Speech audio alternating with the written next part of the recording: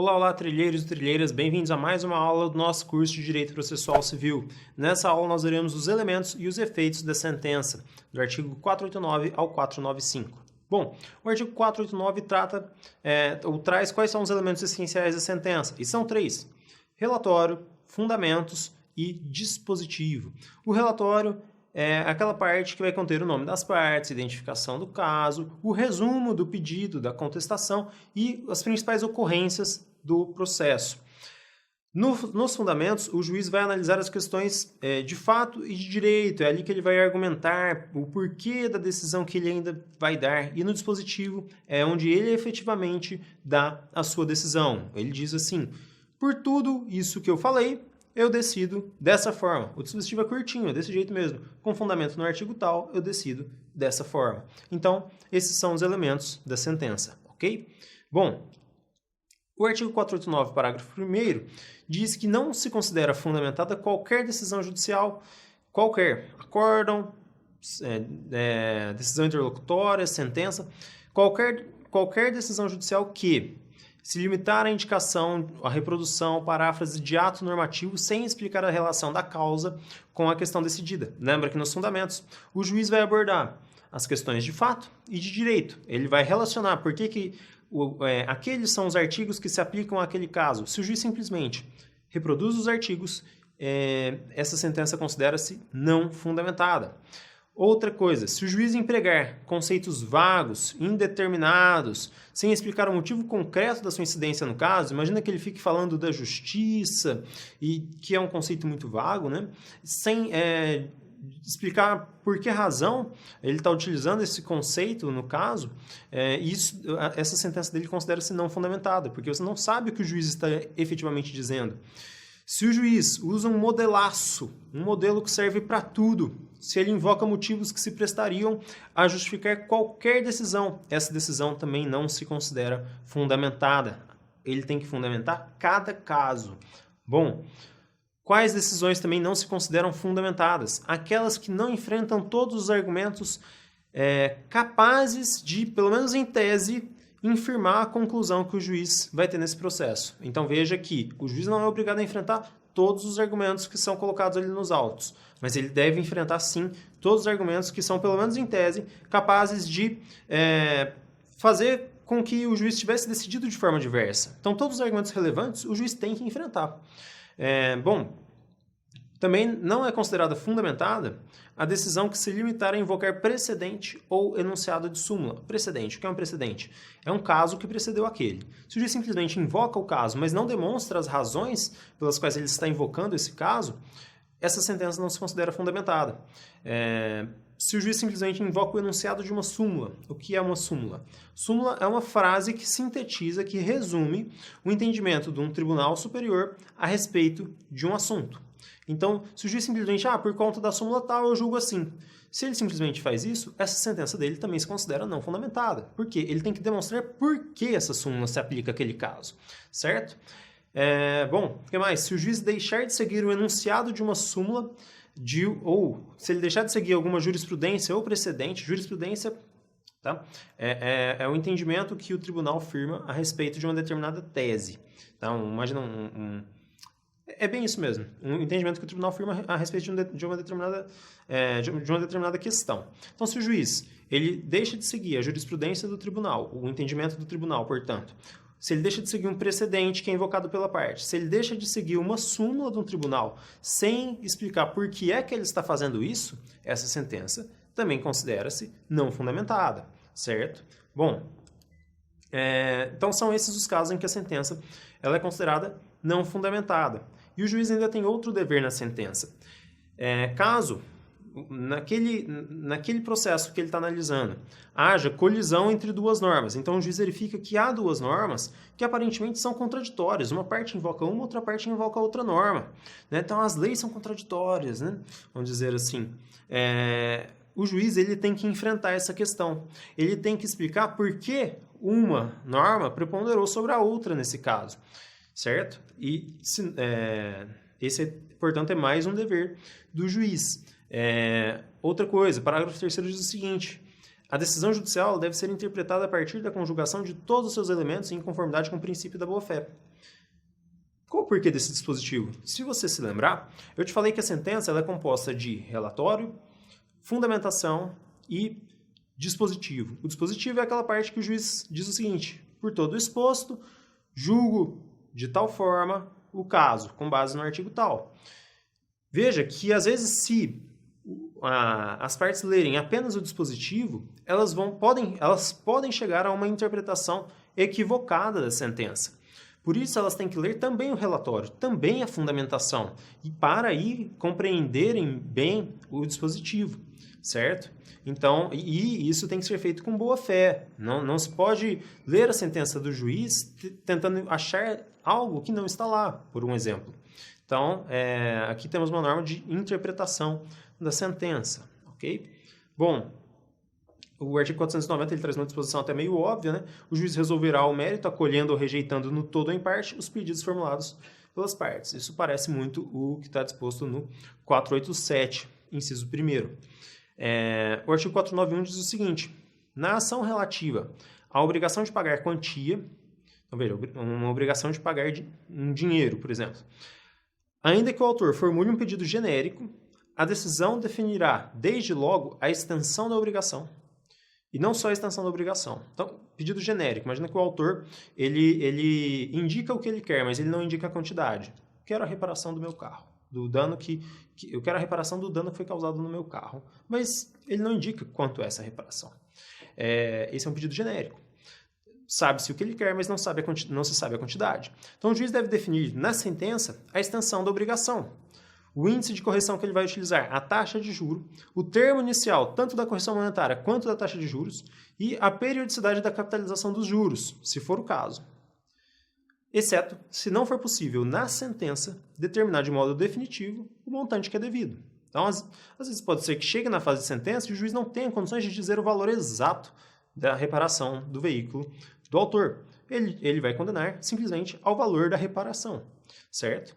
Ou quando a apuração desse valor devido depender da produção de prova de realização demorada ou excessivamente cara, certo? Reconhecido isso na sentença. Nesses casos, o que o juiz deve fazer? Essa etapa de dizer a quantidade que deve ser paga, né, ela vai ser aferida na etapa seguinte à sentença, que é a etapa de liquidação da sentença. Você tem uma sentença que não é líquida, não se sabe ainda exatamente. Então, o juiz vai liquidar a sentença.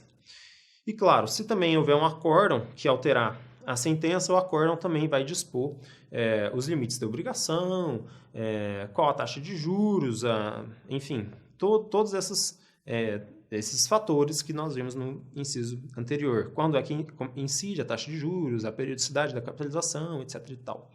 Ok?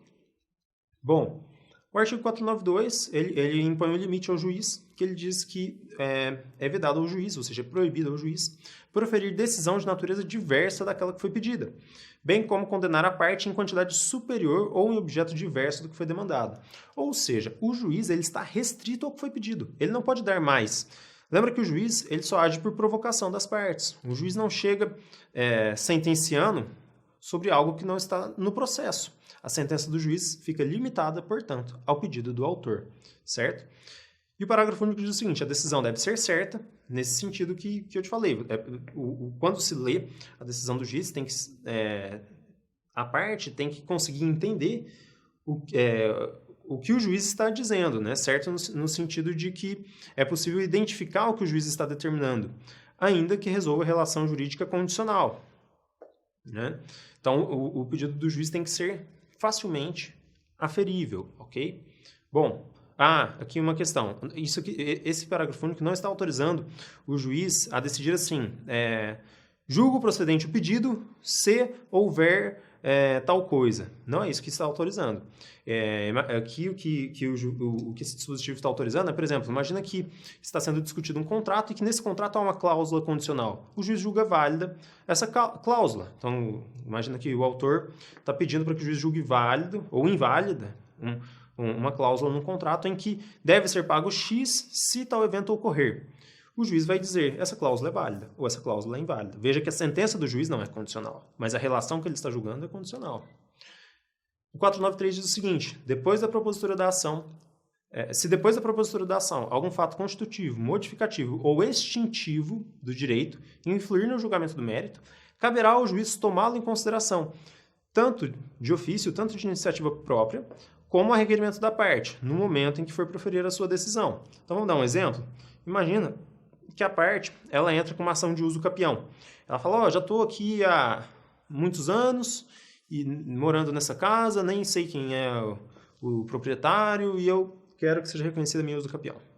Ou até sei quem é o proprietário, quero que seja reconhecido a minha uso capião. O juiz, ele olha, faltava ainda, quando o autor ajuizou essa ação, faltava ainda um mês para ele ter direito ao uso capião, né? Para ter o prazo de uso capião. E agora que eu estou sentenciando, já tem esse um mês. Então, ele tem que considerar isso na sentença. Veja que foi um fato que constituiu o direito do autor. É isso que o artigo 493 está dizendo. Esse fato tem que ser considerado na sentença, seja de ofício ou a requerimento da parte. Bom, e se o juiz constatar de ofício fato novo, o juiz ouvirá as partes sobre esse fato antes de decidir. Então, o juiz, além de levar em consideração esse fato novo, ele tem que consultar as partes, certo? Bom, ele tem que dar oportunidade às partes se manifestarem. O juiz dá a sentença. Essa sentença, ela é publicada. O que significa que a sentença é publicada? Ela deixa ela deixa o âmbito do gabinete do juiz e passa a ser pública. Agora todos têm acesso. Ela não está mais no gabinete do juiz. Enquanto ela está lá, o juiz faz o que quiser, ele apaga tudo, amassa o papel que está a sentença, joga fora, faz outra. Ele faz o que quiser. Depois que a sentença está publicada, que ela já é pública, todos têm conhecimento dela, aí é diferente. O juiz ele pode alterar a sentença simplesmente ou por meio de embargo de declaração à parte que entende que a sentença está omissa, ou enfim, que é o caso de interpor embargo de declaração, ela interpõe e aí o juiz altera a sentença, se for o caso. Ou para corrigir algum erro material. Imagina que ele escreveu o nome da parte com CH e era com X, por exemplo. Né? Algum erro muito, vamos dizer assim, perceptível. Né? Ou um erro bobo de cálculo. Ele soma 10 mais 10 e dá 30. Esse tipo de coisa pode ser corrigido, mesmo depois de publicada a sentença. Bom, o 495 diz o seguinte: a decisão que condenar o réu ao pagamento da prestação consistente em dinheiro. Então, condena o réu a pagar dinheiro. E a que determinar a conversão da prestação de fazer, de não fazer, ou de dar coisa em prestação pecuniária, então duas situações. Primeira, pagar dinheiro. Segunda, condenou o réu a fazer, não fazer, mas já converteu esse dever do réu em pagar dinheiro. Ou seja, está falando de quando o réu tem que pagar dinheiro. Essa decisão ela vai valer como um título constitutivo de uma hipoteca judiciária. O que é essa hipoteca judiciária? O interessado, no caso é o autor, né? Ele vai pegar essa sentença, ele vai levar uma cópia dela lá no cartório e vai registrar uma hipoteca, chamada de hipoteca judiciária, que serve para ele garantir o título dele. Né? Claro, isso eu estou tratando dessa hipótese, se o réu tem um bem imóvel. Né? Aí o autor ele vai pegar, vai no cartório e vai registrar essa sentença, ele vai registrar essa hipoteca na matrícula do imóvel. Para quê? Para ele garantir o direito dele, garantir que ele vai receber o dinheiro que ele tem que receber do réu, certo? Bom, então a decisão que produz a hipoteca judiciária, aliás, essa decisão ela vai produzir essa hipoteca judiciária, mesmo que a condenação seja genérica, mesmo que seja naquele caso, condena o réu ao pagamento do dano causado ao autor. Você não sabe quanto é esse dano, essa sentença ela ainda não é líquida. Mesmo assim, o autor já pode registrar essa sentença lá no cartório para garantir o seu direito. Ainda que o credor possa promover o cumprimento provisório da sentença, ou seja, o réu recorreu, ou esteja pendente de arresto sobre bem do devedor. Então, imagina só, o réu recorreu, ou então já tem alguém que está pegando esse bem com uma forma de arresto, né? Está pegando para si esse bem. Não importa. Nesses dois casos, o autor já está autorizado a registrar essa hipoteca lá na matrícula do imóvel do réu, ok? Mesmo que impugnada por recurso dotado de efeito suspensivo. Então, ainda que haja uma impugnação que suspenda os efeitos da sentença, né? Um recurso que suspende os efeitos da sentença, mas não suspende o direito do autor de fazer a hipoteca judiciária, ok? Bom, e para fechar, o artigo 495, parágrafo 2º, diz o seguinte: a hipoteca judiciária poderá ser realizada mediante a apresentação de cópia da sentença perante o cartório de registro imobiliário, independentemente de ordem judicial, declaração expressa do juiz ou demonstração de urgência. Não é necessário que o autor demonstre urgência, né? Então, Tudo isso aqui eu já havia te dito. E no prazo de até 15 dias da data da realização da hipoteca, a parte vai informar essa hipoteca ao juiz da causa, que vai determinar a intimação da parte contrária para tomar ciência dessa hipoteca. Ok? Então o autor tem o dever de informar o juiz no prazo de 15 dias para que o juiz intime o réu. Certo? Pessoal, dessa aula era isso e eu espero vocês na aula que vem.